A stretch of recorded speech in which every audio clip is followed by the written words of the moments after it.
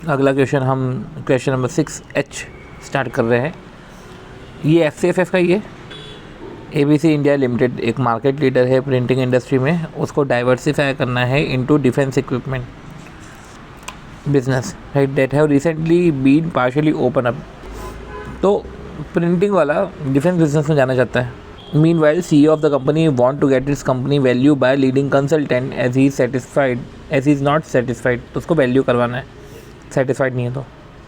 और कंसल्टेंट के पास आया और रिक्वेस्ट करी कि वैल्यूएशन करो उसकी कंपनी का, राइट। ये सब इन्होंने देख रखा है। और capital expenditure is expected to be equally offset. Okay, क्या होगा? कैपिटल एक्सपेंडिचर ऑफसेट हो जाएगा डेप्रिसिएशन से फ्यूचर में। एंड डेप्ट is expected to decline by 30% in 2014। ये 2014 की बात है, राइट। पहले 2009 का डेटा है हमारे पास। Estimate the value of company and ascertain. पहले तो कंपनी की वैल्यू निकालो और एसेटेन करो whether the ruling market price is under valued as felt by CEO। Value का निकालो, फिर देखो कि जो रूलिंग मार्केट प्राइस है क्या अंडर वैल्यू है कि ओवर वैल्यू है। Assume that cost of equity 16 and 30% डेप्ट रिपेमेंट 14। ये 2014 में हो गया था। खैर चलो 2010 से 2014। ये है नेट इनकम, मतलब ये है पैट। और वैल्यू ऑफ बिजनेस निकालना है, मतलब ये FCFF की बात कर रहे हैं। अब पैट है तो पहले बिफोर टैक्स करो, राइट। देखो या तो चलो पैट पे भी क्यों जा रहे हो, EBIT देख के रखा ना, राइट। पर हाँ, अगर आपको अलग से टैक्स का परसेंटेज निकालना हो तो निकाल सकते हो कि भाई EBIT 245 है तो उसमें 218.125 माइनस करो, 26.875 PBT आता है। और पैट, राइट, माइनस 17.2 तो 9.675, राइट। 9.675 हमारा टैक्स है, तो टैक्स हमारा 36% हो गया। खैर EBIT है तो टैक्स माइनस करो तो नो पैट आ जाएगा, तो ये 156.8 आएगा। अब इधर जो डेप्रिसिएशन है वो डेप्रिसिएशन एडअप होगा, राइट। डेप्रिसिएशन कितना है? 234.4, राइट। और कैपिटल एक्सपेंडिचर कैपेक्स ये है ये भी 234.4 है, वाओ। And working capital 44। पर इधर आप वर्किंग कैपिटल इंक्रीज़ कैसे निकालोगे? ये तो वर्किंग कैपिटल देख रखा है। और इधर आपको फिर पता चलेगा क्या ये 2009 का तो बना ही नहीं सकते, 2010 का ही बनाना पड़ेगा। ये वर्किंग कैपिटल ऐसे कैसे निकालोगे, चेंज कैसे निकालोगे?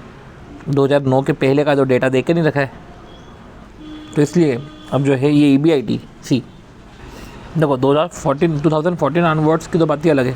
पहले तो 2010 से 2014 कितना 8% है। EBIT 245, तो 245 है प्लस करो 8%, 264.6। तो देखो 235 था आपका EBIT, 245 था। तो ये एज्यूम करते हुए कि चलो यार, ये मानते हुए कि ग्रोथ रेट EBIT पे भी लग जाएगा, तो हमने EBIT को ग्रोथ कर लिया। फिर अब हम जो है डायरेक्ट टैक्स माइनस करके नो पैट क्यों नहीं निकाल लेते? और टैक्स तो हम पता कर चुके कि टैक्स 36% है। जो हो गया आपका 36% जब माइनस करोगे तो आपका नो पैट भी आ जाएगा, राइट। सही जा रहे हो। नो पैट के बाद आप डेप्रिसिएशन ऐड करो, डेप्रिसिएशन के बाद आप कैपिटल एक्सपेंडिचर माइनस करो, एंड देन जो है change in working capital minus करो, राइट। तो जो 2010 में देखो ये इधर लिखा हुआ है capital expenditure is expected to be equally offset by depreciation. जो भी आप एक्सपेंडिचर करोगे एक्स अमाउंट का, वो ऑफसेट हो जाएगा डेप्रिसिएशन से, तो ख़त्म हो जाएगा पूरा का पूरा। एंड डेप्ट is expected to decline by 30% in 2014। 2014 में डेप्ट गिरेगा। अब उसका हमको क्या फ़र्क, तो वो देखना पड़ेगा। पर अभी तो ठीक है, मैं ये बोल रहा हूँ कि 2014 तक अगर आपने कर लिया है और 2014 के बाद 6% है, तो एक EBIT 2014 के बाद का निकाल लेते हैं जो कि 359.99 प्लस 6%, ये बियॉन्ड 2014 है तो 381.59, ये ऑनवर्ड्स है, राइट। अब देखो चेंज इन वर्किंग कैपिटल, ये वर्किंग कैपिटल है 44, राइट। ये है वर्किंग कैपिटल 44। अब पॉइंट ये है कि चेंज इन वर्किंग कैपिटल कैसे निकालें। ओके ये ग्रोथ रेट है, 1 सेकेंड, ये जो ग्रोथ रेट है ये वर्किंग कैपिटल पे भी लगेगा। ये ग्रोथ रेट वर्किंग कैपिटल पे भी लगा, चेंज इन वर्किंग कैपिटल पे लो, तो 3.52 माइनस हो गया, तो ठीक है 44 1 सेकेंड 44 प्लस 8% 3.52 प्लस 8%, राइट। फिर एक 3.80 के बाद 4.10, राइट। इसके बाद जो है हमारा 4.43 आ रहा है। तो ठीक है, ये नोपैड हमने निकाल लिया और चेंज इन डेप्रिसिएशन भी, चेंज इन वर्किंग कैपिटल भी निकाला। फिर इधर समझो 2014 में डेप का रीपेमेंट हुआ था, राइट। डेप का रीपेमेंट 30% रीपेमेंट, तो जो डेप्ट थे हमारा 1934, तो उसका 30%। तो ठीक है, मतलब आपने डेप रीपेमेंट करा, वो डेप रीपेमेंट भी रिड्यूस होगा, राइट। अब बात आती है ऑनवर्ड्स की, राइट। ये ऑनवर्ड्स, अब ऑनवर्ड्स में क्या नया है? ऑनवर्ड्स में तो ऐसा है कि वो 381.5 हमने तो निकाल लिया था, 381.5। ये जो 359.99 है हमारा EBIT जो निकला था, उसमें हमने 359.99 में प्लस 6% किया था, तो 381.59 आ गया था, राइट। उसमें टैक्स माइनस करो और ठीक है, ये 14 ऑनवर्ड्स आपका अगर आपको ये दे के रखा है तो आपको कैलकुलेट करने की ज़रूरत नहीं कि 14 ईयर के ऑनवर्ड्स कैसे कैलकुलेट होगा, क्योंकि आपको FCFF दे के रखा है। तो आप ये 5 साल डिस्काउंट करो, राइट। और value of business at year 5 भी निकालो, जो है हमारा जैसे KE minus G, right. KE क्या होगा हमारा, जाओ राइट विल से कि KO क्या होगा हमारा। तो ध्यान रखो, हम तो KO निकालते हैं, राइट। जब भी हम फ्री कैश फ्लो फर्म का निकाल रहे हैं तो KO निकालेंगे, और यही हमारी बात हुई थी कि हम कैश फ्लोज को जब डिस्काउंट करेंगे तो KO निकालेंगे। तो देखो इधर सिंस KO निकाल रहे हैं तो KO कैसे निकलेगा? इक्विटी की अगर आप बात करो, राइट, तो 66 पर शेयर है, नंबर ऑफ आउटस्टैंडिंग शेयर 75, और रही बात 1934, राइट, माइनस 30%, ये डेप्ट रीपेमेंट है आपका, तो 1353.8 ऐसा है। तो 4950 इक्विटी, 1353.8, 16% कॉस्ट ऑफ ये है हमारी इक्विटी। और रही बात डेप्ट की, डेप्ट कितना है 218.125, 218.125, ये इंटरेस्ट आपको लगा 1934 के आउटस्टैंडिंग डेप्ट पे, ये 11.27, ये इंटरेस्ट है 11.27, ये 1 माइनस 0.36 करो, 36% का है, ये करो। और वेट्स देके जब आप कैलकुलेट करोगे तो आपको दिखेगा कि 14.11% हमारा जो है KO आ रहा है। तो KE दे के रखे, पर ध्यान रखो कि KE नहीं, हमें KO की तरफ जाना है। तो देखो 14.11% है, G कितना है आपका 6% है, 14.11 माइनस 6, ये है 8.11, राइट। तो सबसे पहले KO, राइट। ये तो KO है जब आपने पेमेंट कर दिया 30% का। जब आपने पेमेंट नहीं करा तो ये 4950 था, जो था 16%, और बाकायदा 1934 था, इधर था आपका 11.27% इंटरेस्ट, और 1 माइनस T करना पड़ेगा, इस तरीके से हो जाएगा आपका। तो सी, ये जो आपका फ्री कैश फ्लो 1 है, फ्री कैश फ्लो 2 है, 3 है, 4 है, राइट, 10वां, 11वां, 12वां, 13वां, इनफैक्ट 14वां, तो ये 5 कैश फ्लोज आपके जो है। तो आप जिस हिसाब से वैल्यू निकालोगे तो देखो आपका वैल्यू ऑफ फर्म आ जाएगा 1925.416। तो वैल्यू ऑफ द कंपनी तो आ गया आपका 1 second 1925.416। Ascertain whether the ruling market price is under valued as fail by CEO। See, पहले वैल्यू निकाल ली तो अब वैल्यू पर शेयर भी निकाल लो। अब वो बोल रहे हैं रूलिंग मार्केट प्राइस।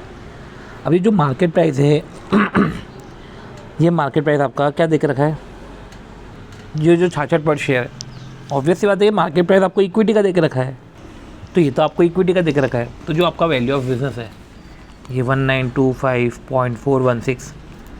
अब रिड्यूस करो, उसमें क्या रिड्यूस करोगे, वैल्यू ऑफ डेप्ट, और वैल्यू ऑफ डेप्ट हमारा है कितना, वैल्यू ऑफ सी।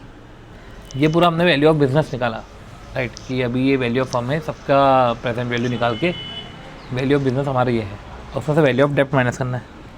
ये जो है इसमें वैल्यू ऑफ डेप्ट आपका 1353.80 ये माइनस होगा। तो करंट डेप्ट नहीं छोड़ते हुए आपको वैल्यू ऑफ डेप्ट माइनस करना है ना। तो इधर ये नोट करना कि ये 1353 माइनस नहीं होगा, राइट, ये रिड्यूस नहीं होगा। तो ये समथिंग इंपॉर्टेंट है जो समझना चाहिए, क्योंकि हम 1934 माइनस कर देंगे पर वो माइनस नहीं करना है। फिर ठीक है, आपने सब देख लिया, आपने वैल्यू ऑफ डेप्ट माइनस करा, नंबर ऑफ शेयर आपके 75 लेके, तो आपका वो शेयर आ गया 7.62। अब आपकी एक्सपेक्टेड तो कम ही निकला, तो आप ओवर वैल्यूड है तो आप सेल कर दो, राइट। तो ठीक है, इस तरीके से आपने निकाला, तो ऐसा कुछ वाव नहीं था, बट हाँ वैल्यू ऑफ डेब्ट जैसे आपको माइनस करना था, ये अच्छा था कंसेप्ट। एक ये था कि आपको 2009 का नहीं निकालना है, आपको 2010 से चालू करना है। फिर ग्रोथ रेट है तो वर्किंग कैपिटल में भी ग्रोथ रेट लगेगा, हमने ये देखा। ऑफसेट करना, बाकी सब तो ठीक है। इधर KO लगेगा फॉर वैल्यू ऑफ बिजनेस, हमने देखा ये भी। और 2 KO ऐसे में निकलते हैं, और क्योंकि अलग अलग वेट हो जाते हैं, 30% पेमेंट के पहले और पेमेंट के बाद, इस तरीके से हुआ हमारा। अब देखो, range of valuation means we have to calculate minimum and maximum value of business by using more than one method, ठीक है। अब एक्विजिशन करना है, ABC एक्वायर कर रहा है XYZ को 1.5 करोड़ के शेयर से, और मार्केट प्राइस है इनके 400। इसकी कॉस्ट ऑफ कैपिटल जो है वो 12% है। अब कॉस्ट ऑफ कैपिटल है तो मैं KO बात करूँगा। अवेलेबल इन्फॉर्मेशन फ्रॉम XYZ वो इंडिकेट करता है कि कैश एक्रूवल नेक्स्ट ईयर के ऐसे, राइट। अब पॉइंट ये है कि जैसे ABC कंसीडर कर रहा है XYZ को, इस considering acquisition of XYZ which has 1.5 crore share. तो ये ABC के शेयर है कि XYZ के शेयर है, राइट। तो ये बात चल रही है XYZ की। तो अगर मैं मार्केट प्राइस के हिसाब से वैल्यूएशन करूँ तो ये तो हो गया ना, बात इधर ख़त्म हो गई। फिर एक होता है कि डिस्काउंटेड कैश फ्लो के हिसाब से वैल्यूएशन करूँ तो अलग चीज़ रहेगी, क्योंकि कॉस्ट ऑफ कैपिटल 12% है, तो 250, 300 इसको कॉस्ट ऑफ कैपिटल के हिसाब से करो, राइट। तो ऐसे 49 इससे 747.15, तो क्या है, राइट। वो एक है अपना 600 करोड़, राइट। एक है 600 करोड़, एक है 747.15। तो divide by number of shares, तो 1.5 करोड़ शेयर है, बाद में भी 1.5 करोड़ शेयर है, तो 600 डिवाइड बाय 1.5 करोड़ 400 रुपये, राइट। और 747.15 डिवाइड बाय 1.5 करोड़ 498.1। चलो नेक्स्ट क्वेश्चन हमारा कौन सा है, basis of allocation for fully and partly paid equity share holder. ये क्या बोल दिया इनने, बेसिस ऑफ अलोकेशन। चलो ले दे के निकालना क्या है, वैल्यू ऑफ बिजनेस निकालना है। ये बेसिस ऑफ अलोकेशन ये सब छोड़ो, आपको निकालना क्या है 1 सेकेंड, निकालना क्या आपको, value of business, right. Number of share to be issued by AB and basis of allocation of share among the share holder. तो AB is planning to acquire and absorb the running business of XY limited. AB plan कर रहा है to acquire and absorb, AB plan कर रहा है to acquire and absorb the running business of XY limited. देखो अब समझो, AB is planning to acquire and absorb the running business of XY Limited. Valuation is to be based on the recommendation of merchant banker and consideration is to be discharged in the form of equity share. तो ठीक है, consideration तो equity share के form में discharge कर देंगे, okay. To be issued by AB as on 31/3/2006। ये अच्छा क्वेश्चन है, अच्छा बड़ा क्वेश्चन भी लग रहा है। ये बड़ा क्वेश्चन क्या है, मतलब कि कुछ हटके क्वेश्चन है। As on 31/3/2006 paid up capital of AB, पहले तो उन्होंने एक्वायरर की बात कर ली कि paid up share paid up capital की बात करें तो 80 लाख है into 10 and highest and lowest market quotation during the last 6 month. Highest गया है 570, लोएस्ट गया है 430। For the purpose of the exchange purpose के लिए price of per share is to be calculated as the for the purpose of exchange, okay. For the purpose of the exchange the price per share is to be calculated. अब exchange purpose के लिए price per share is to be calculated, ये जो price per share is to be calculated as the average of highest and lowest market price, ठीक है। तो आप highest और लोएस्ट दे के रखा है, आप एवरेज कर लेना। तो ये highest and lowest market price during the last 6 month, right. अब सी ओके, तो highest and lowest price during the last 6 month हमको दे के रखा था, तो उसके हिसाब से चलो ठीक है। अब ये XY, राइट, ये तो चलो हमने शेयर का कंसिडरेशन पता कर लिया। XY की बात करते हैं, उसके कुछ सोर्सेस है, लोन्स हैं, राइट, यहाँ से वो रेज करते हैं, वो ठीक है, एसेट वसेट है।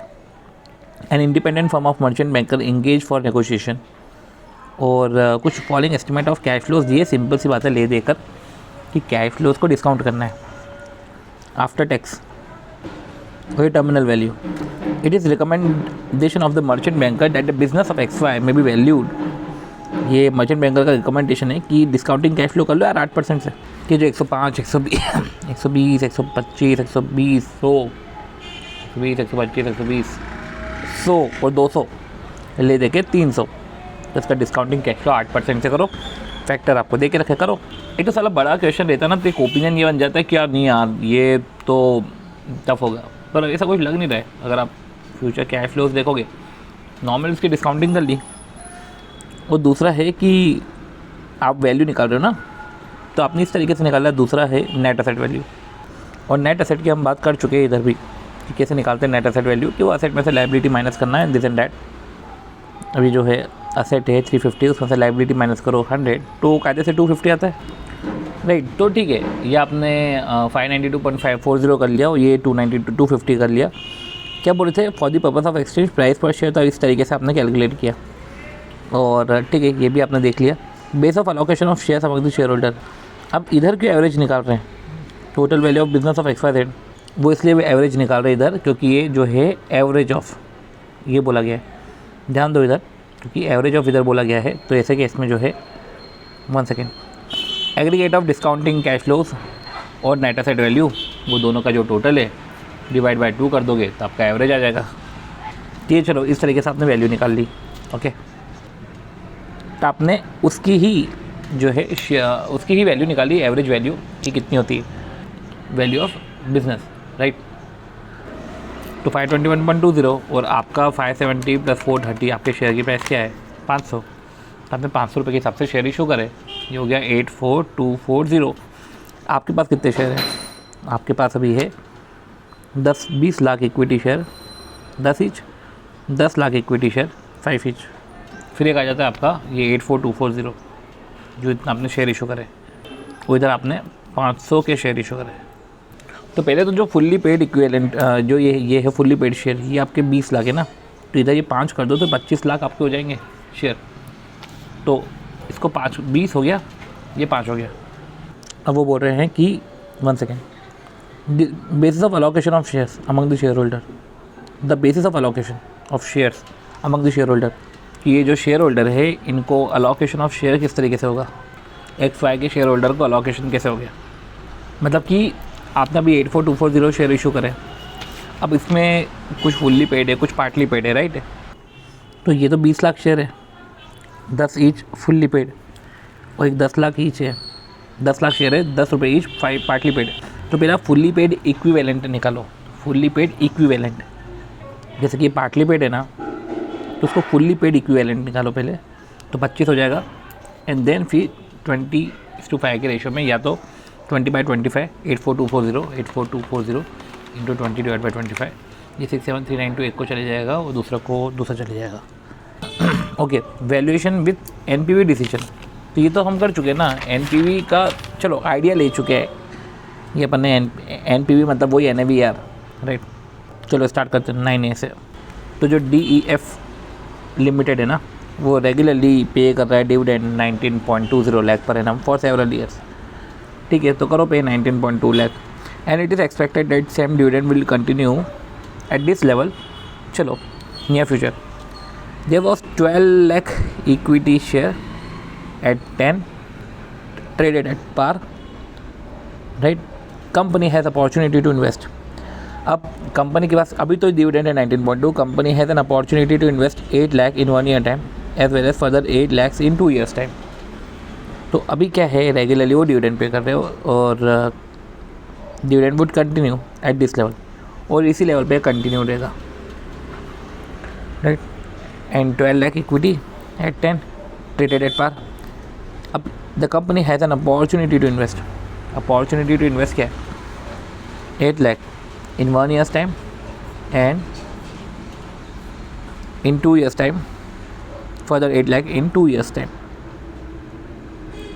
in a project. It is estimated that project will generate cash flow 3.6 lakh per annum in 3 years, right.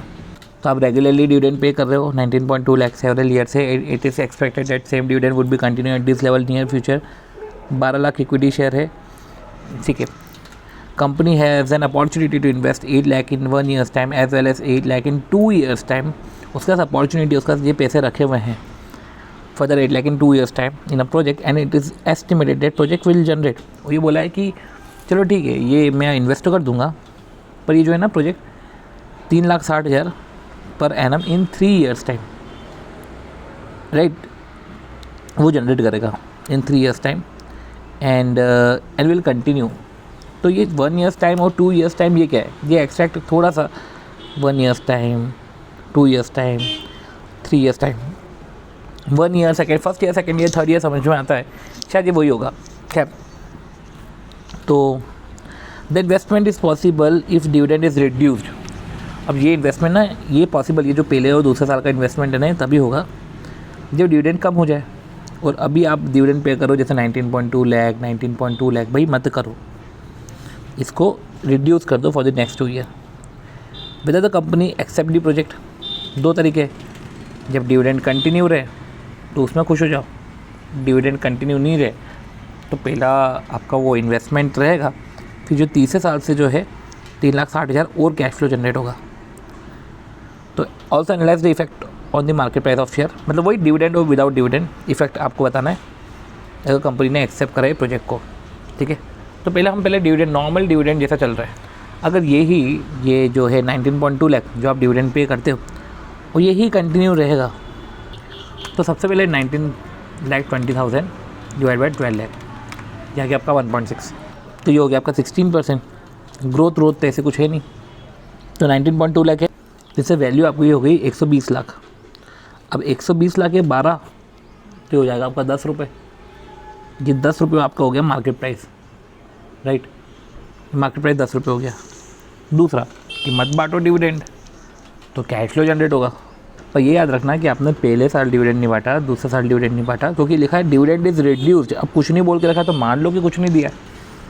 तो जो तीसरे साल से फिर 19.2 प्लस 3.6 हो जाएगा भैया, 22.8 हो जाएगा। फिर आप समझ रहे हो, इधर मैंने आपको बोला कि पहले साल कुछ नहीं, दूसरे साल कुछ नहीं। देखो आपका प्राइस था, आपका अर्निंग पर शेयर था 1.6 और प्राइस था, तो price earning ratio 10 divide by 1.6, 6.25, right, ये आपका हो गया PE रेशियो, राइट। अब यही अगर हम जो है अगर डिविडेंड नहीं, तो मैं उस एंगल से समझा, मैं उस एंगल पे गया, किस एंगल पे गया कि डिविडेंड पहले का 0, दूसरे का 0, तीसरे में 3.6 का कैश फ्लो प्लस 19.2, मैं ऐसा समझा। पर इधर जो है उन्होंने ऐसे नहीं करा, इन्होंने क्या किया कि कैश फ्लोज निकाले, कैश फ्लो सॉरी इन्होंने NPV निकाला कि यार 8 लाख आपको फर्दर चाहिए ना, इन्वेस्टमेंट करना है, तो पहले में -8 लाख, दूसरे में -8 लाख और तीसरे में आपको 3.6 लाख का कैश फ्लो होगा। तो इसको NPV के एंगल से सोचो, वो तीसरे साल से कंटिन्यू हो रहा है वो, राइट। तो पहले तो भाई पहले साल 8 गया, दूसरा साल 8 गया, तो पहले तो आप ये जो थर्ड साल से आगे जो कंटिन्यू हो रहा है, तो पहले आप उसको 2 पे लेकर आओ, टर्मिनल वैल्यू लेकर आओ, फिर जो है 2 साल से उसको डिस्काउंट करो, आपका NPV आ जाएगा। और NPV इसका पॉजिटिव आ रहा है। अभी जो पॉजिटिव NPV है ये नंबर ऑफ़ शेयर्स में, जो कि हमारे 12 लाख है, इधर आप स्प्रेड करोगे तो ये दिख रहा है कि मार्केट प्राइस जो है 32 पैसे से बढ़ जाएगा। समझो, मार्केट प्राइस 0.32 से बढ़ जाएगा, ठीक है। तो आपको ये ऐसा देखना है। तो ये अच्छा क्वेश्चन था, जहाँ पे आपने पहले तो बाकायदा जो है डिविडेंड निकाला, और डिविडेंड 19.20 है, इसको वही आपने वैल्यू निकाली पूरी, तो उस कंपनी की वैल्यू 120 लाख आ रही है, और 120 डिवाइड बाई 12 लाख करा तो P0 10 आ रहा है। फिर एक प्रोजेक्ट में इन्वेस्ट करें तो उस प्रोजेक्ट का NPV निकाला, NPV पॉजिटिव आ रहा है, तो बढ़िया, वो 10 में 0.32 ऐड हो जाएगा। चलो अगला क्वेश्चन, रहीम इंटरप्राइज। तो Rahim enterprise is a manufacturer, one second, Rahim enterprise manufacturer है और एक्सपोर्ट कर रहा है woollen garment to European countries. यह business day by day expand हो रहा है, और प्रीवियस फाइनेंशियल ईयर में तो उसने रजिस्टर करा था G जो है 25%। कंपनी एक न्यू इन्वेस्टमेंट प्रोजेक्ट को कंसीडर कर रही है। ये बहुत ही तगड़ा क्वेश्चन है, याद करने का रहेगा। कंपनी एक न्यू इन्वेस्टमेंट प्रोजेक्ट को कंसीडर कर रही है, right. It is all equity finance, अब पूरा इक्विटी का पैसा फंसा हुआ रहेगा। 10 लाख इक्विटी शेयर और फेस वैल्यू 50 का। उसका अभी करंट इशू प्राइस जो है 125 है x dividend. Annual earning 25 per share है, और and in the absence of new investment will remain constant. तो अभी एनुअल अर्निंग 25 पर शेयर है, तो अभी 25 पर शेयर है। And in the absence of new investment and will remain constant, ये constant रहेगा परपेचुइटी तक। सारी earnings distributed at present, a new all earnings are distributed at present, a new investment in is available which will cost 175 lakh in 1 year's time and will produce annual cash flows thereafter 50 lakh. Analyze the effect of new project on dividend payment. कुछ समझ में नहीं आया, वापस से करेंगे. देखो समझो, रहीम इंटरप्राइज मैन्युफैक्चरर और एक्सपोर्टर है वुलन गारमेंट का, और पिछले साल 25% की ग्रोथ है. इतना तो पल्ले बढ़ गया. अब कंपनी एक प्रोसेस में है of considering new investment project. ठीक है, अब इक्विटी के वाले पूरे पैसे लगे. इक्विटी फाइनेंस है, मतलब कि वो शेयर इशू करेंगे इक्विटी के 10 लाख, फेस वैल्यू 50 के, इशू प्राइस 125, एक्स डिविडेंड है, और एनुअल अर्निंग 25 पर शेयर है. इन the absence of new investment, रुको, एनुअल अर्निंग देखो, अगर न्यू इन्वेस्टमेंट नहीं हो तो यही कांस्टेंट रहेगा टिल परपेचुइटी. और सारी अर्निंग हम डिस्ट्रीब्यूट करते हैं प्रेजेंट में, मतलब ये जो है जितना EPS इतना ही आपका DPS है. अगर इन्वेस्टमेंट नहीं होता तो समझो क्या लिखा हुआ है, all earning distributed at present in the absence of new investment. ये EPS परपेचुइटी तक रहता, सारी अर्निंग हम प्रेजेंट में डिस्ट्रीब्यूट करते थे. पर जो ये न्यू इन्वेस्टमेंट है ना, ये जो अवेलेबल है, इसकी कॉस्ट है 75 लाख. ये जो आप इक्विटी फाइनेंस बोल रहे हो ना, तो 175 लाख है. 500 लाख तो चलो आपने रेस कर दिए, बच्चे में 125 लाख कहाँ से लेकर आओगे. तो सबसे पहले ये जो आपका EPS है 25, ये EPS 25 किस पे है? EPS 25 है 10 लाख शेयर पे, 2.5 लाख, 250 लाख. ये 250 लाख डिस्ट्रीब्यूट कर देते हैं, ये 250 लाख आप डिस्ट्रीब्यूट कर देते हो. तो ये सारा ये नया इन्वेस्टमेंट आया ना, तो 250 में से इन्वेस्टमेंट में चले गया, राइट. वैसे इक्विटी फाइनेंस है, वो क्या लिखा हुआ है, 1 second. Company is in process of new investment project, it is all equity finance company. Okay, new investment project की बात नहीं कर रहा है, ये कंपनी की बात कर रहा है कि ये यूँ देखा जाए तो इक्विटी फाइनेंस कंपनी है, राइट. तो वो कंपनी की बात कर रहा है, नए प्रोजेक्ट की बात नहीं कर रहा. नए प्रोजेक्ट के लिए पैसा तो उसको यहीं से आएगा जब अब वो डिविडेंड डिस्ट्रीब्यूट नहीं करे. तो 250 में से 175 नहीं करे डिस्ट्रीब्यूट, तो 75 ही करे डिस्ट्रीब्यूट, ऐसा मानो पहले साल, right. All earning distributed at present, a new investment available 175 lakh in 1 year time and will produce annual cash flow thereafter 50 lakh. समझ रहे हो, पहले दिन तो मतलब पहले साल 75 लाख, पर अगले साल साला भाई 175 लाख, तो 250 लाख तो रहेगा ही रहेगा, 250 लाख रहेगा ही रहेगा, अलग से 50 लाख और. Analyse the effect of the new project. उस नए प्रोजेक्ट का इफेक्ट बताओ. अगर वो नया प्रोजेक्ट नहीं होता तो मैं तो ये 250 लाख कोई परपेचुइटी तक चलता, तो 250 लाख डिवाइड बाय के ही कर दूंगा मैं, ज़्यादा से ज़्यादा के ही का देख रखा है. अगर 25% ग्रोथ है तो सी समझो 25 है और ये है 250 है, राइट. तो इसको 1+G करो, 1+G 1+0.25 और के ही करो. के कैसे निकलता है, D1/P0 इससे निकलता है के D1/P0. तो जैसे कि 25% ग्रोथ है, सी इन्होंने इधर ऐसा कुछ भी नहीं करा. पहले तो D/P करके के ही निकाल लिया 20%. ये D1/P0 + G ऐसा नहीं, ये आपका हो गया 20%. अगर न्यू इन्वेस्टमेंट नहीं होता तो 250 डिवाइड बाय 20% हो जाता. नहीं, अब इधर 250 में D1/P0 + G करना चाहिए कायदे से तो. पर जब ये के में D1/P0 नहीं कर रहे तो फिर 250 में भी मत ही करो. वो इसलिए मैं बोल रहा हूँ कि इसलिए मत करो क्योंकि एनुअल अर्निंग तो 25 पर शेयर है और यही कांस्टेंट रहेगा. तो क्यों कर रहे हो 250 में 1+G क्यों ऐड करना, जब बोल के रखा है the same will be remain constant in perpetuity. तो ये 250 ही रहा ना, और 250 डिवाइड बाय 20% करो, कितना है, ये है तुम्हारा 1250. ये 1250 तुम्हारी वैल्यू रहेगी.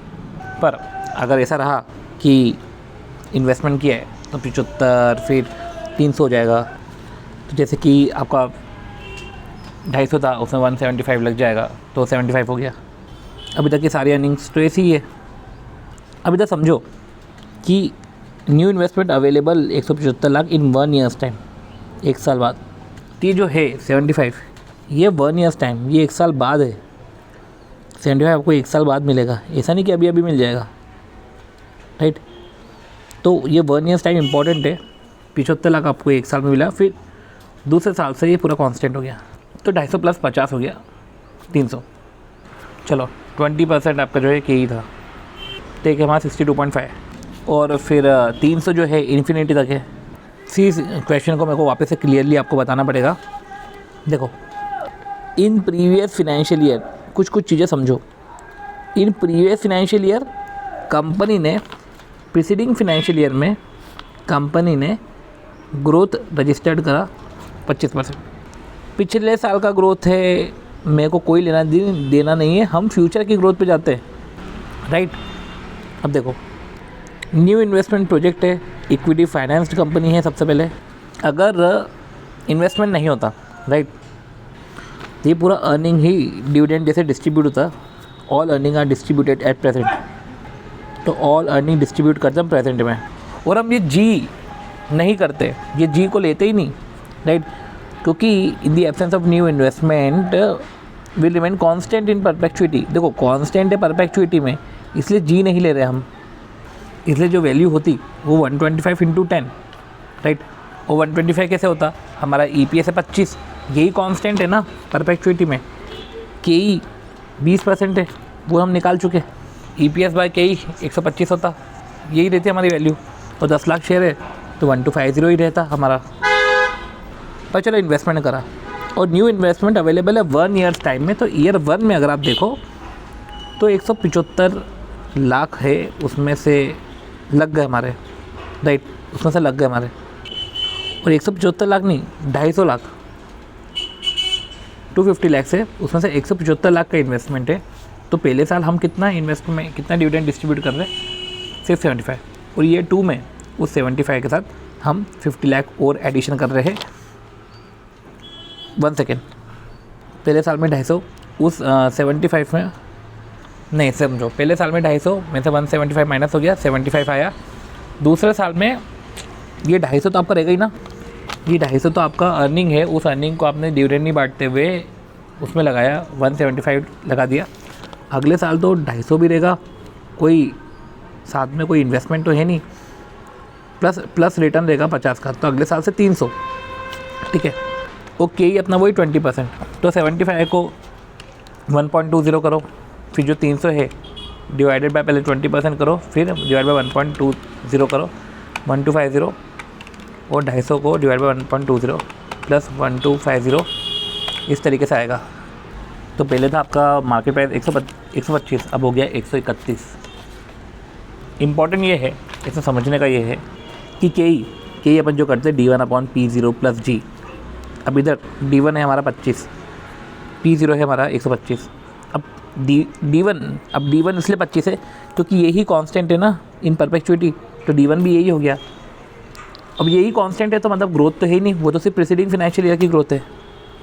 दूसरा कि ये 1 ईयर्स टाइम है, वो हमको समझना था।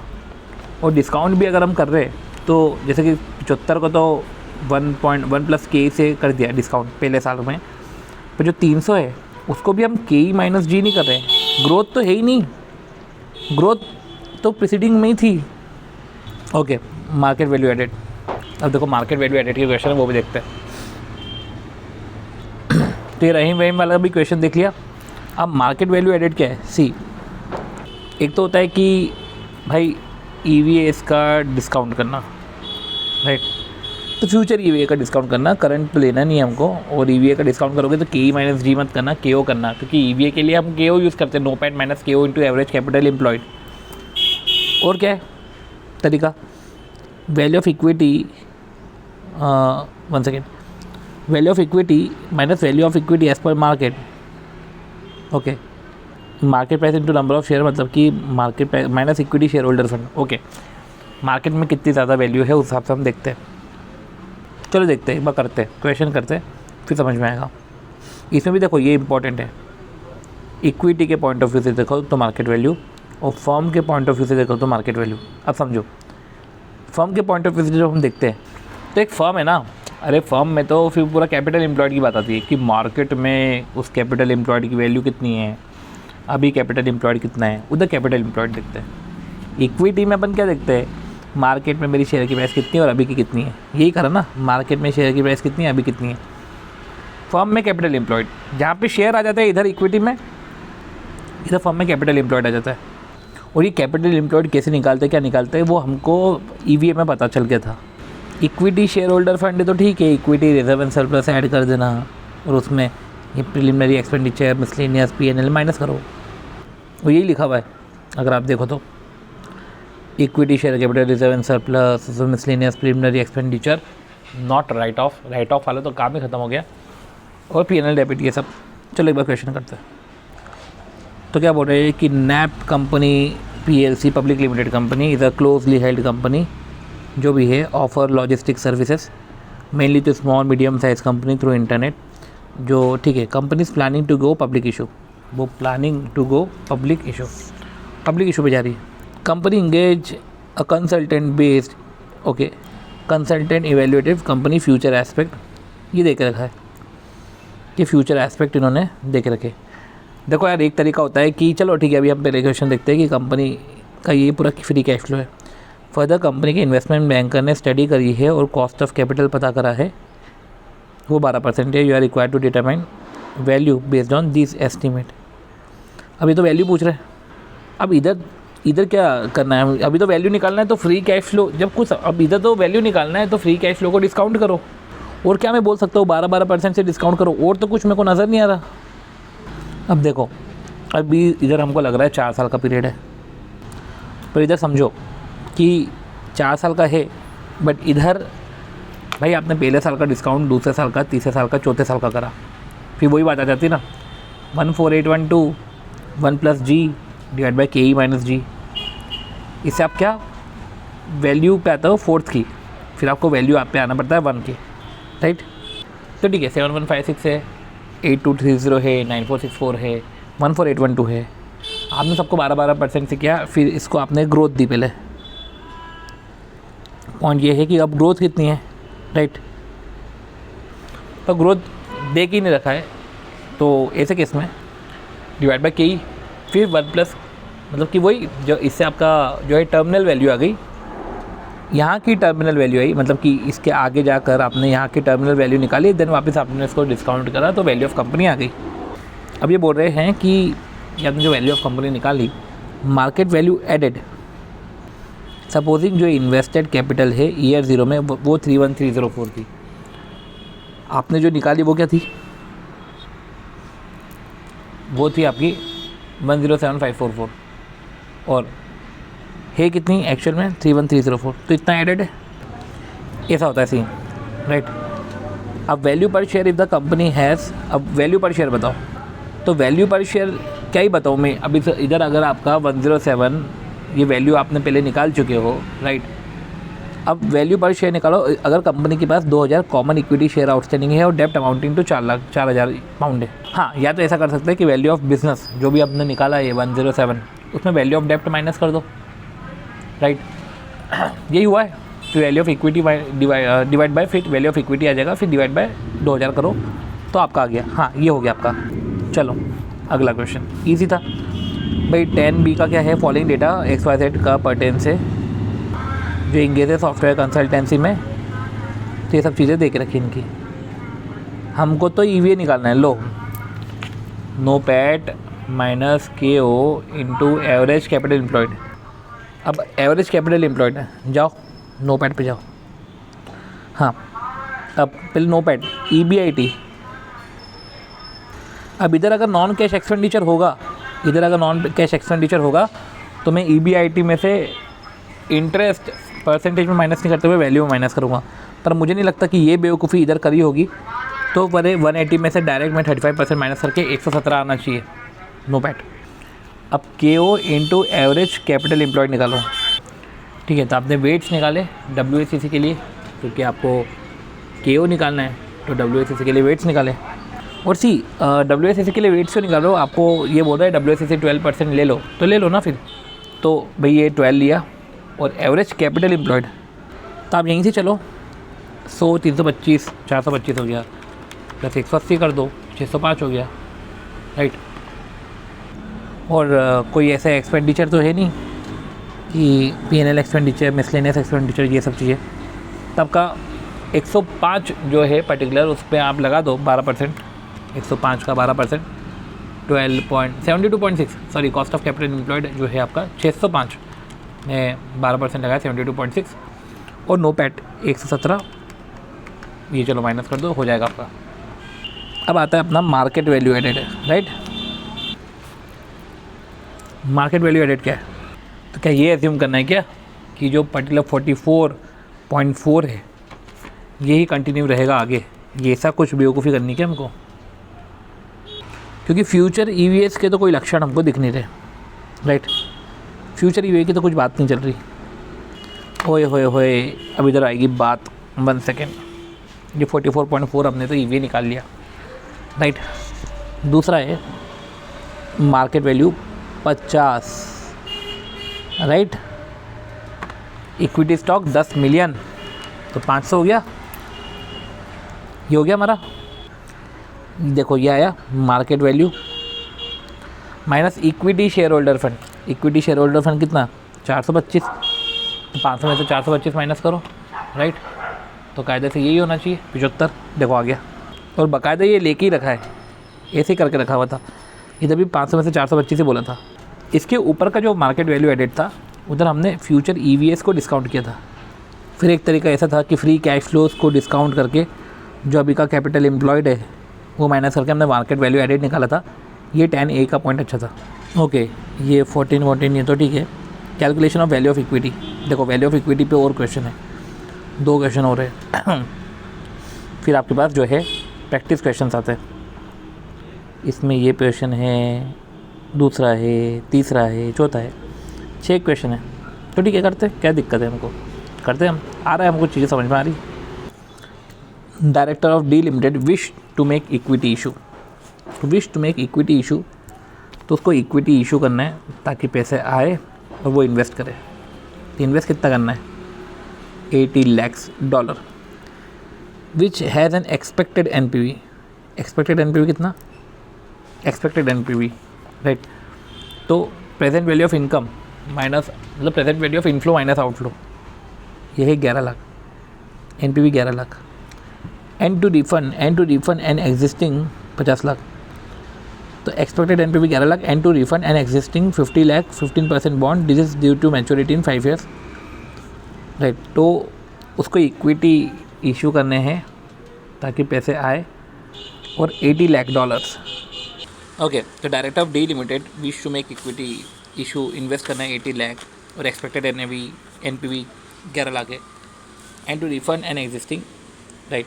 अगर NPV 11 लाख है तो एक तरीके से ये तो हो गया कि 91 लाख सारे इनफ्लो 91 लाख है, क्योंकि आउटफ्लो तो आपका 80 लाख हो रहा है, और आपको रिफ़ंड भी करना है 50 लाख, राइट। और आउटफ्लो आपका 80 लाख का तो हो ही रहा है, और ये मैच्योरिटी पे है, ठीक है। For early redemption of this bonds, for early redemption of this bonds आपको 3.5 लाख पे और करने पड़ेंगे। Company will issue new share of 150 lakh. कुछ flotation cost of the issue 4% of gross proceed as on date of capital structure following, ये सब दे के रखा है। कंपनी की करंट शेयर प्राइस दे के रखी है 190।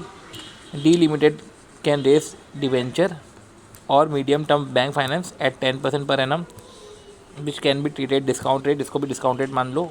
You are required to estimate expected value of equity. Bond redemption करना है, 15% बॉन्ड रिडेम्पशन है। अर्ली रिडेम्पशन करा तो उसके चार्जेस भी 3.5 लाख है, राइट। और ये सब डॉलर्स में। कंपनी ने न्यू शेयर्स इशू करे, कि जो आप बोल रहे हो उसने 150 लाख की इशू कर दिए। आप ये जो 80 लाख बोल रहे हो 150 लाख की इशू कर दिए। अब इशू करे पर पैसे उतने थोड़ी ना है, 150 लाख की इशू करे है तो 4% इनका कट गया, राइट। तो उसका 96% हम कर देते हैं, राइट। और as on date capital structure इस तरीके से है कि ऑर्डिनरी शेयर 8,000 इंटू 25, ये तो अभी हमने एक्स्ट्रा बात करी, जो भी रखा हुआ है 8,000 इंटू 25, ये है हमारा 2 lakh. Free sir 11,200। Okay, ordinary shares में मान रहा हूँ अभी ये 8,000 है, तो उसको मैंने अलग से 25 से मल्टीप्लाई किया, राइट। Okay, 1 second. अगर सब अमाउंट में है तो कायदे से 8,000 इंटू 1000, इसको मैं अगर 25 से मल्टीप्लाई करूँगा तो 200 लाख हो जाएगा। और आई डोंट थिंक सो कि ये वैसा जा रहा है, राइट। तो ये ये वैल्यू है, ये वैल्यू है, कायदे से शेयर होना चाहिए था, पर ये वैल्यू है, मान लो सब वैल्यूज़ है। और ये भी देखो ना, अगर ये 42300 कर रहे टोटल, जिसको आपको वैल्यू ही मानना पड़ेगा, तब जाके 42300 आएगा। तो इसलिए ये जो 8000 ही, यहाँ पर मैं बोलूँ 80 lakhs, 80 lakhs, राइट। चलो 25 से डिवाइड किया, 80 लाख को 25 से डिवाइड किया तो 3.2 lakhs आया। ये नंबर ऑफ शेयर भी आ गया और शेयर कैपिटल भी आ गया, फ्री रिजर्व भी आया, सिक्योरिटी प्रीमियम भी आया, फिर बॉन्ड्स भी आए और डिवेंचर भी आए। ये करंट एग्जिस्टिंग सिचुएशन है। अब उसकी करंट शेयर प्राइस 190, ये जो तुम 125 बोल रहे हो, फेस वैल्यू है, करंट शेयर प्राइस तो 190 है, तो मार्केट वैल्यू होगी एक तरीके से 608 lakhs। D limited can raise debenture और medium term bank finance at 10% per annum. D limited raise debenture, जो डायरेक्टर है ना, रेज डिवेंचर और medium term bank finance at 10% per annum which can be treated as discount rate. They required to estimate D limited expected value of equity. अब value of equity निकालने के लिए पहले तो मेरे पास 608 लाख के तो रखे हुए हैं ना, और मेरे को भाई को और इशू करना है, मतलब मैं अपने आप को ही भाई बोल देता हूँ कभी कभी, आपको इक्विटी इशू करना है, राइट। तो ठीक है, 150 लाख जो भी है वो, 608 लाख का तो तुम्हारे पास है ही सब कुछ, 150 लाख लो तुमने और इक्विटी में इशू कर दिए।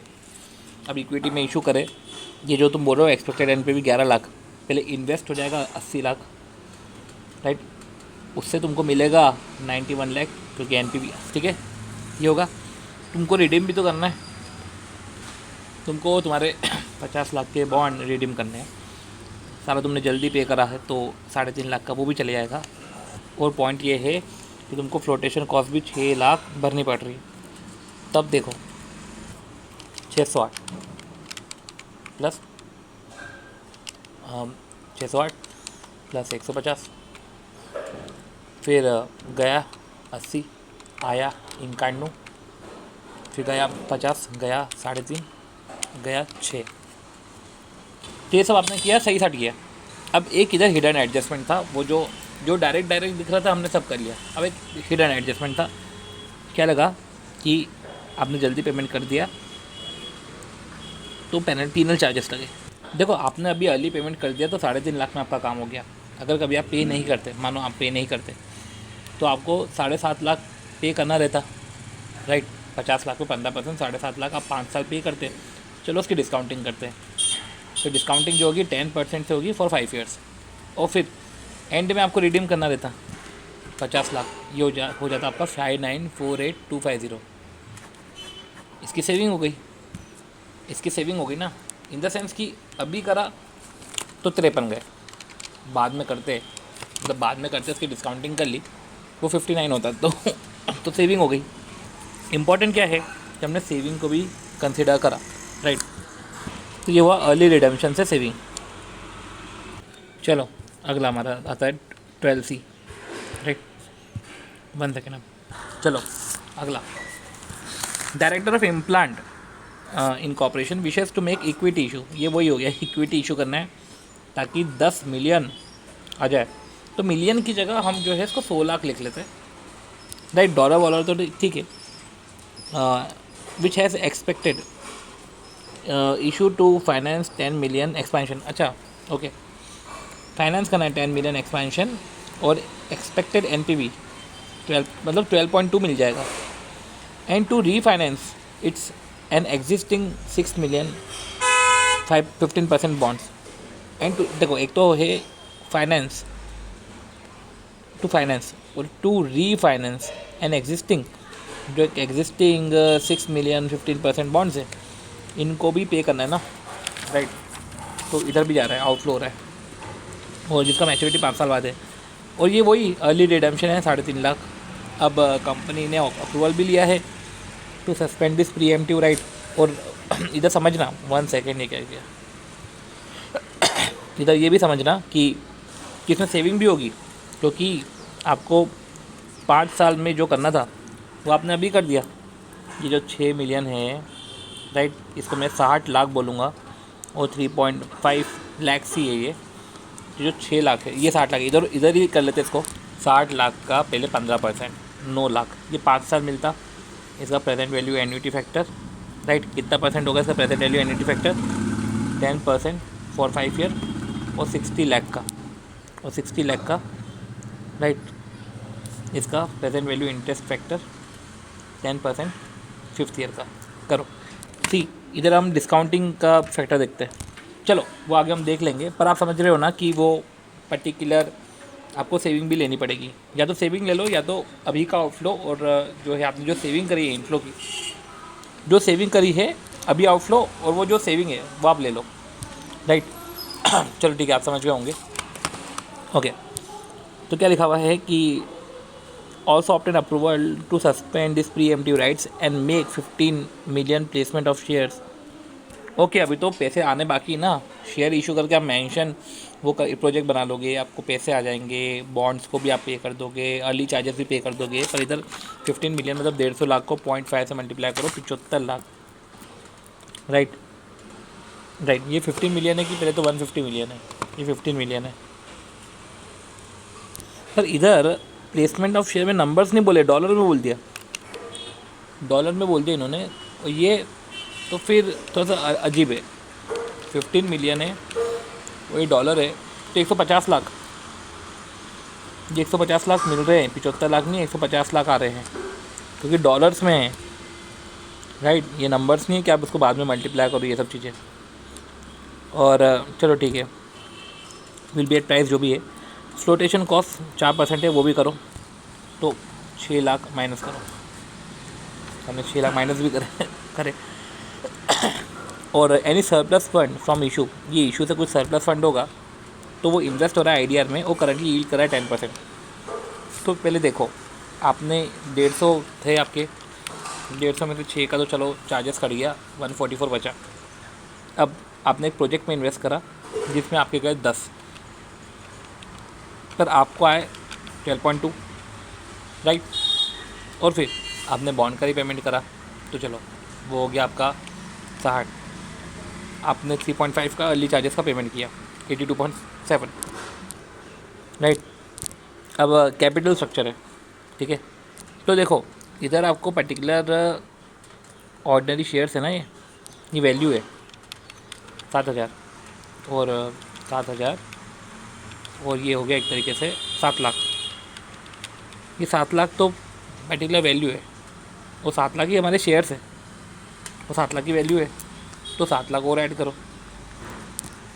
पर ये जो 7 लाख है, करंट शेयर प्राइस $2 पर शेयर, डिबेंचर प्राइस 103, ये 7 लाख की जगह हो गए 14 लाख, मतलब समझ रहे हो, ये हो गया 14 लाख, एक हो गया 2.2, राइट। तो हो गया कि 150 में से वो 6 फ्लोटेशन कॉस्ट माइनस किया, आपने अर्ली रिडेम्पशन किया, पेनल्टी चार्जेस लगी। अब आपको सिर्फ सेविंग लेना है, कॉस्ट ऑफ कैपिटल 10% है। अब सेविंग लेना है तो 10% है ना, करो सेविंग। क्या आपने अर्ली रिडेम्पशन में इतना पेमेंट कर दिया, तो ये जो है 9 लाख 1/1.10, 1 2 3 4 5 GT करो, इंटू 9 करो, 34.11, और फिर 60 लाख को वो जो सेविंग है, तो present value of benefit early redemption से जो आपको बेनिफिट हुआ वो आप ऐड कर दो, राइट। वो ऐड कर दिया। अब ये आपके टोटल मार्केट वैल्यू, और मार्केट वैल्यू अब जो है, अब बनती है बात divided by number of shares करने की। नंबर ऑफ़ शेयर कितने हैं, ये तो है ही है 7 लाख, 70 लाख, 70 लाख तो है ही शेयर्स आपके।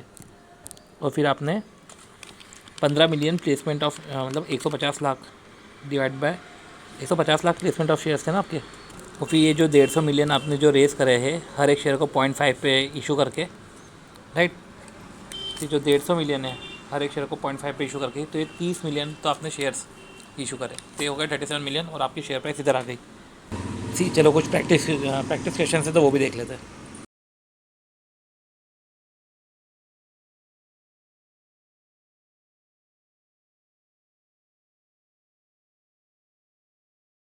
अब देखो फटाफट ये प्रैक्टिस क्वेश्चन भी करते हैं कि देयर आर 2 कंपनीज ABC और XYZ are same in industry on order to increase size. ABC limited ने टेक ओवर बीट करा, ओके ये तो टेक ओवर बीट का क्वेश्चन है। इक्विटी बीटा, वन सेकेंड, ये बीटा वाला क्वेश्चन है क्या, right? Equity beta of ABC XYZ, ओके। इक्विटी बीटा जो है ABC XYZ का 1.2 1.05 है। RF, ओके, RF और RM देख रखा है, RF और RM ये देख रखा है। Growth of earning after tax, growth of earning after tax of ABC in recent year 15% और XYZ, ओके। ग्रोथ भी आपको दे के रखा है 15 और 12%, राइट।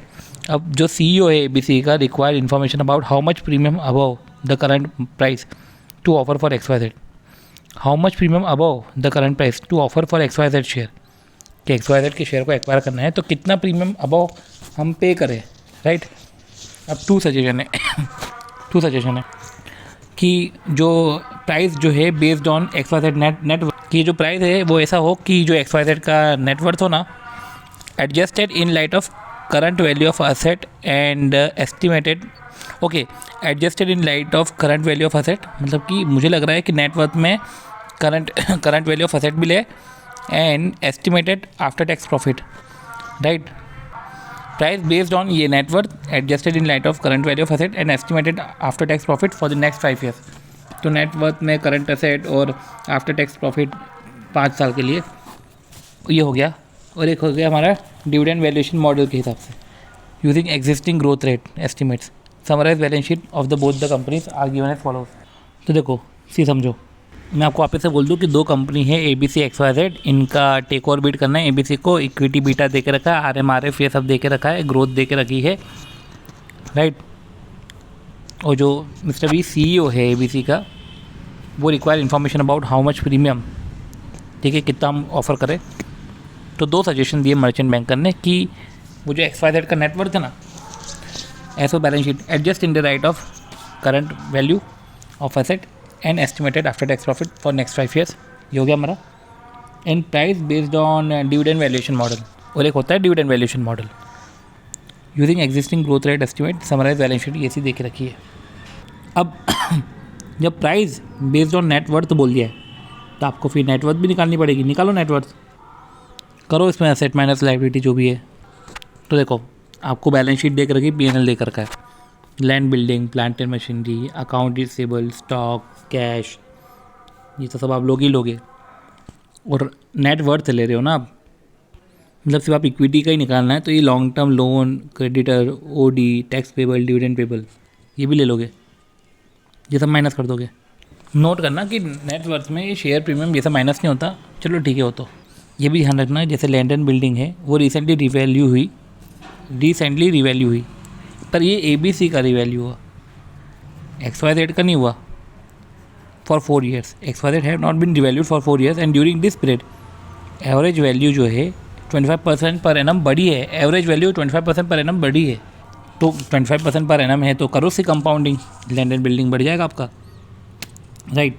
ये फेस वैल्यू ABC का और XYZ का देख रखा है। करंट मार्केट प्राइस भी 310 और 470 देख रखा है।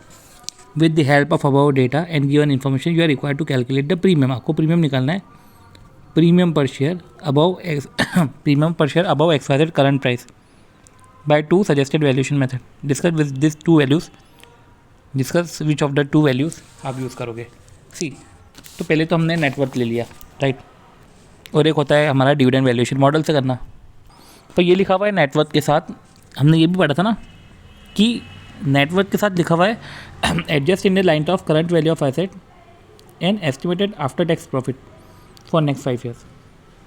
ये जो आफ्टर टैक्स प्रॉफिट है नेक्स्ट 5 ईयर्स का आफ्टर टैक्स प्रॉफिट, तो after tax profit next 5 years का आपके पास नेटवर्थ है, after tax profit next 5 years का, तो आपका ग्रोथ भी है, राइट। ये 12%। अगर आपके पास आफ्टर टैक्स प्रॉफिट है अभी का आफ्टर टैक्स, राइट, तो ये जो 1510 लाख है ये 12% से बढ़ाओ, फिर 12, फिर 12, फिर 12, फिर 12, ये 5 साल है, करो उसकी डिस्काउंटिंग।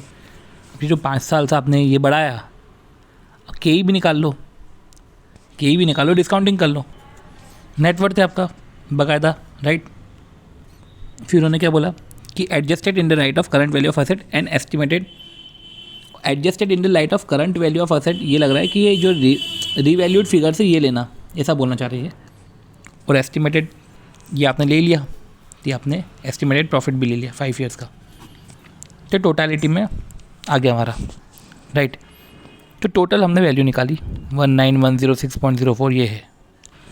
अब ये हमने निकाल लिया, तो हमारे हिसाब से 19106.04 है। अब रही बात कि XYZ के शेयर्स कितने हैं, XYZ के शेयर्स वो है 400, राइट। अब 400 शेयर्स है और 470, इसको करो तो 400,000 मतलब 40 लाख शेयर, जो 470 तो 18,800 लाख, तो यू 18,800 लाख है पर अगर नेट वर्थ के बेसिस पे अगर मैं प्राइस देखूं तो वो तो 19106 है। तो ये तो एक अच्छा प्रीमियम है, इन द सेंस कि इधर हमने डिस्काउंटिंग का यूज़ नहीं किया, और इनफैक्ट इन्होंने डिस्काउंट का यूज़ नहीं किया और ये भी बोल दिया कि ये कोई साउंड बेसिस नहीं होता है कैलकुलेशन का, क्योंकि इसमें तो आपने time value of money ignore कर दिया।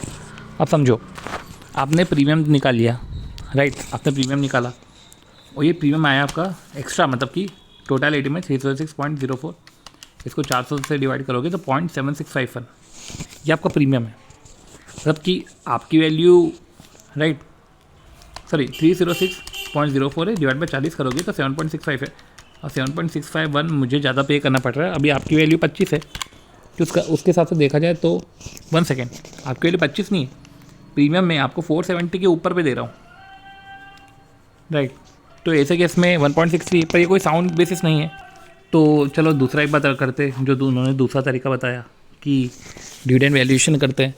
तो भी इनकम स्टेटमेंट से तो D0 आता है ना, तो आप पहले D0 निकाल लो कि 760 में से 40 लाख करो तो 19 आया, 12% का ग्रोथ है, तो D1 अपन के तो आप निकाल लोगे, सब डेटा देख रखा है, जी भी देख रखा है 12% का, निकाल लोगे तो इधर 494.88 आया, 470 आप दे रहे थे, तो इधर तो और मतलब कि 24.88 है एक्स्ट्रा, उधर 7.65 है, इधर 24.88 है।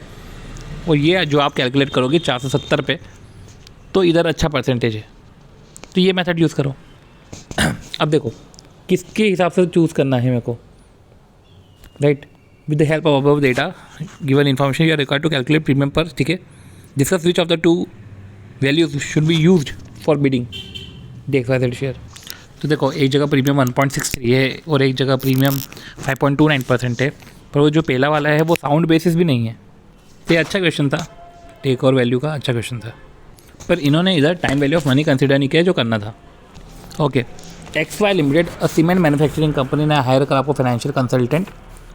द सीमेंट इंडस्ट्री स्टेबल है for some time and cement companies SKAs are similar in size. तो ठीक है, use comparable method to value the equity of XY। क्या लिखा हुआ है कि use comparable method to value the equity, XY की इक्विटी वैल्यू करने के लिए कंपेरेबल मेथड यूज़ करो। XY की इक्विटी वैल्यू करने के लिए कंपेरेबल मेथड यूज़ करो। Use the following ratios, market to book value. तो आपने SK का ले लिया, AS का आपने कर लिया, तो इधर आप क्या करोगे, इधर आप कैसे करोगे, मार्केट टू बुक वैल्यू ना, राइट। तो इधर एवरेज ले लो। चलो दूसरा, market to replacement cost, XY का ले लिया, SK का ले लिया, AS का ले लिया, इधर क्या करोगे, एवरेज कर लो। फिर दूसरा, फिर तीसरा, मार्केट टू सेल्स, ये कर लिया आपने, इधर कैसे करोगे, एवरेज ले लो। तो ठीक है, ये एक क्या बोलते हैं कि कंपेरेबल मेथड यूज़ कर रहे हैं टू वैल्यू द इक्विटी, तो इधर आपको एवरेज लेना पड़ेगा, उससे आपका हो जाएगा। चलो आखिर के कुछ 2 क्वेश्चन है वो भी हम फटाफट देख लेते हैं। तो इधर क्या होगा कि आप मार्केट वैल्यू, मतलब इन रेशियो से सारी आप मार्केट वैल्यू निकालोगे, राइट। तो आपने एवरेज निकाल लिया और आपने फिर वापस से मार्केट वैल्यू निकाली, और फिर जो इतनी सारी मार्केट वैल्यू आती है उसका एवरेज कर देना, हो जाएगा आपका। अब अगला question, you are interested in buying some equity stock company के, तो 3 डिवीजन है operating in different industries. Division A captures 10% of industry, forecast 50 crore. B, C 30% and 2% of industry sales. 10% पे फोरकास्ट 50 करोड़ है, right, which are expected to be 20। Okay ठीक है, 20 करोड़ तो capture दे के रखा है और सेल्स दे के रखा है 50/20 8.5। अब division A traditionally had 5% net income margin. अब आपको कैप्चर दे के रखा है, राइट, आपको सेल्स दे के रखा है और आपको नेट इनकम दे के रखा है 5%, BC 8%, 10%। और RK लिमिटेड ये जो है 3 लाख शेयर और equity, 3 lakh share of equity stock outstanding which is sell at 250 company है, ठीक है, तो ये सेल एट 250। अब company has not paid dividend since it started its business 10 years ago. However from market sources आपको पता चला कि RK जो है ना ये will start paying dividend in 3 year time and pay out ratio is 30%, कि 3 year टाइम में डिविडेंड पे करेंगे और पे आउट रेशियो 30% रहेगा। Expecting this dividend you would like to hold stock. ये डिविडेंड एक्सपेक्ट आप कर रहे हो, इसलिए आपने जो है स्टॉक 5 साल तक होल्ड करें, right. By analysing the past financial statement you have determined कि RK का जो KE है वो 18% है, PE रेशियो 10 है, right, for the next year, and on ending PE 20 हो जाएगा at the end of 5th year। Would you purchase RK Limited equity at a time based on your 1 year forecast? एक अच्छा question है, सी। तो देखिए ये हमने क्या समझा कि एक डिवीज़न है जिसमें 3 लाख शेयर है, 200 का प्राइस है, 3 डिवीज़न है। एक कंपनी में 3 लाख शेयर है, 200 का प्राइस है, 3 डिवीज़न है। 10% इनका जो 10% है वो 10% इनका कैप्चर है, सेल्स इनकी दे के रखी है सेपरेट, और नेट इनकम मार्जिन भी इनका दे के रखा है। और ये भी लग रहा है कि 3 साल बाद ये डिविडेंड पे करेंगे, पे आउट रेशियो 30% रहेगा। ये सोचते हुए you would like to hold the stock for 5 years, इसलिए आप जो है 5 साल तक स्टॉक होल्ड कर रहे हो। पास फाइनेंशियल स्टेटमेंट को एनालाइज करने के बाद आपने डिटरमाइन किया है कि KE उसका 18% है, PE अभी अगले साल का PE है 10 और 5th year का PE है 20। क्या आप परचेस करोगे इक्विटी एट दिस टाइम आज based on your 1 year forecast? 1 साल के फोरकास्ट को देखते हुए क्या आप परचेस करोगे? अगर मैंने 1 साल का फोरकास्ट लिया ना तो फिर मेरे को PE 10 लेना पड़ेगा, राइट। तो मैं पहले EPS निकाल लेता हूँ। जब तुम कैप्चर बोल रहे हो 10%, right, of industry sale which is forecasted to be 50 crore of the industry, तो ये बोल रहे हैं डिवीजन A 10% है industry sale which is forecasted to be 50%, 50 crore, 10% of industry sale which is forecasted to be 50 crore. तो इधर 50 करोड़ 50 करोड़ इंडस्ट्री है, उसका 10% है, कहा जैसे देखा जाए तो वो 10% of its industry sale which is forecasted to be 50 crore of the industry. Clear कर ये लग रहा है कि वापस से बोल रहा हूँ, capture 10% of its industry sales which is forecasted to be 50 crore for the industry. तो ठीक है, आपको लिख लो कि ये इंडस्ट्री की सेल है। अब इसका आप 10% करोगे, उसका नेट मार्जिन भी कर लोगे, तो उससे आपको इनकम आ जाएगी, दूसरे से इनकम आ जाएगी, तीसरे से इनकम आ जाएगी। वो 3 लाख के शेयर से डिवाइड करो 24.90 आ जाएगा, 10 से मल्टीप्लाई करो 249 आ जाएगा। तो आपका 1 year का फोरकास्ट है ना, 249 आ जाएगा। 1 + KE कर दो, मतलब 1 डिवाइड बाई 1 + KE डिस्काउंट कर लो तो 210 आ जाएगा आज का भाव। ये 210 का भाव है, पर विच सेल एट 250, ये 210 का भाव। देखो मार्केट में 250, आपके हिसाब से 210। अगर आपके पास वो होता ना शेयर तो आप क्या बोलते कि वैल्यू ज़्यादा मार्केट में बेच दो, पर आप खरीदोगे नहीं। अगर आपके पास शेयर नहीं है तो आप बोलोगे कि मैं क्यों परचेस करूँ, करना ही नहीं। Would you purchase? नो भैया, परचेस ही नहीं करेंगे। पर if you expect earning to grow 15% continuously, see ये जो अभी हमने अर्निंग निकाली, राइट, ये जो अर्निंग कौन सी हमारी अर्निंग जो निकाली हमने, ये जैसे 24.90, राइट, कंसिडर उसका 15%, 28.63 जो भी है, तो 15% कंटिन्यूसली। तो कंटिन्यूसली कब तक? जैसे कि ये बोल रहे हैं 5 साल तक होल्ड करना है, तो मतलब 5 साल का भी डेटा तो देंगे। देखो ये अगर ये होल्ड करना है तो ठीक है, 1 2 3 4 5 कंटिन्यूसली जो आ रहा है उस पर ग्रोथ हुई, मैंने EPS को ग्रो करा, राइट। तो 5 साल तक तो अर्निंग थी। देखो एक तो आपने निकाला पहले में EPS इंटू PE करके, EPS बढ़िया आपने निकाला और PE से मल्टीप्लाई करा, वो फिर आपने उसको 1 + KE करके डिस्काउंट कर दिया। अब इधर थोड़ा सा क्या होगा, इधर समझो, EPS करके क्या करोगे। अब इधर आपको EPS थोड़ी ना करना है, EPS आप 5 साल का निकालोगे और अब आप डिविडेंड दोगे, क्योंकि क्या बोल रहे हैं ये कि 30 साल से डिविडेंड हो रहा है, तो 30, 4, 5वां, तो ये आप इसकी प्रेजेंट वैल्यू निकालो, राइट। पर अब पॉइंट ये है कि भाई आपको 5 साल का डेटा दे के रखा था, 5 साल का आपने EPS निकाला, राइट। तो ठीक है, ये 5 साल हो गए और EPS आपका कितना था पहले, आपने 24.90 निकाल लिया था, तो आपने पहले का EPS, दूसरे साल का EPS, तीसरे साल का, चौथे साल का, 5वें साल का, ये आपने EPS निकाला। डिविडेंड तो तीसरे साल का, चौथे साल का, 5वें साल का ही निकलेगा, और ये ग्रोथ जो दे रहे हो वो 15% की ग्रोथ रहेगी आपकी। अब डिस्काउंट कर रहे हो तो देखो ये कंटिन्यूसली बोला है, तो मतलब कि जो D6 निकालोगे, राइट, D6 कैसे निकलेगा आपका कि D0 है 15.02, राइट, जो आपका D5 हो गया into 1.15 growth divide by KE minus G। KE कितना है, राइट, तो KE 18 है, तो KE माइनस G करा तो P5 आया। तो D1 D2 D3 D4 D5 इसको आपने डिस्काउंट किया, D1 D2 तो है नहीं, D3 D4 D5 को आपने डिस्काउंट किया, फिर आपने एक P5 निकाला और P5 को आपने डिस्काउंट किया, आपके टोटल इनफ्लोज आए 271.83। तो इस तरीके से आपने बोला मैं इतना पे कर सकता हूँ, राइट। अगर वुड यू परचेस, पहले तो था would you purchase on base of 1 year forecast, अब 1 ईयर फोरकास्ट होता तो हमने क्या करा था कि भाई EPS था, PE था, 1 + KE कर दिया, राइट।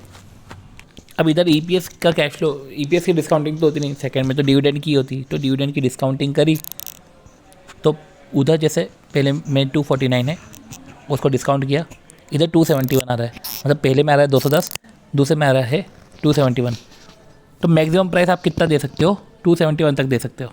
चलो अब लास्ट क्वेश्चन है, क्वेश्चन 17, वो भी देख लेते हैं। G के शेयर तो करंटली ट्रेड हो रहे हैं 46 पे, कंपनी ने पब्लिश करा it's result for the year ended 31 मार्च 19 और डिक्लेयर कर दिया 5। Company made return 15% on it's capital and expect that this norm in which it operates. तो ये KE लग रहा है, G ये आपका 10% for first 3 year, D1 D2 D3 निकाल लो, और फिर D4 से क्या है देयर आफ्टर 5%, तो देयर आफ्टर 5% मतलब कि जो D4 आया आपका, राइट, देखो उससे आप जो है P3 निकाल लो, तो P3 आया आपका 69.88। सी D1 upon KE minus G होगा, D3 आपने निकाला, D4 आपने D3 1 + G करा, KE माइनस G आएगा, तो आपका KE क्या है, KE आपको 15% दे के रखा है, G आपको 10% दे के रखा है, आपने निकाल लिया, राइट। तो आपने P3 निकाल लिया, अब आपने इसकी डिस्काउंटिंग करी, उसको P0 पे लेकर आए, और D1 D2 D3 इसको भी लेकर आए, तो इस तरीके से जो है आपका 59.72 आया। कंपनी करंटली कितने पे ट्रेड हो रही है, 46 पे, आपकी वैल्यू ज़्यादा है, बाय कर लो आप, क्योंकि आपके हिसाब से वैल्यू ज़्यादा है, कंपनी अंडर वैल्यूड है, तो आप बाय कर लोगे। और इस तरीके से कॉर्पोरेट वैल्यूएशन के 1 सेकेंड सारे एक्स्ट्रा क्वेश्चंस ओवर होते हैं। मिलते हैं नेक्स्ट वीडियो में, जहाँ पे हम मर्जर एंड एक्विजिशन के एक्स्ट्रा क्वेश्चंस करेंगे। होप सो आपको वीडियो अच्छा लगा होगा, एंड मिलते हैं हम हमारे नेक्स्ट वीडियो में। बाय।